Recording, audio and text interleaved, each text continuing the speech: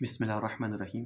سحر اور تکلیف سے حفاظت کے لیے، جادو اور ہر تکلیف سے حفاظت کے لیے اس دعا کو اگر آپ صبح شام 3 دفعہ پڑھیں گے، اور یہ حدیث میں میرے نبی نے بھی بتایا اس دعا کے بارے میں، حدیث میں میرے نبی نے بھی ذکر فرمایا اور بہت مجرب ہے، اور اس کو جادو، ہر تکلیف اور نظر بد کے لیے بھی اس کو پڑھا جاتا ہے۔ بچوں کے لیے بھی آپ اس کو حفاظت کے لیے اس دعا کو پڑھ سکتے ہیں کہ کسی بچے کے لیے نظر لگ گئی ہے یا روتا بہت ہے، تنگ بہت کرتا ہے، اس کے لیے بھی 3 دفعہ اس دعا کو پڑھ کے اس کے اوپر دم کر سکتے ہیں۔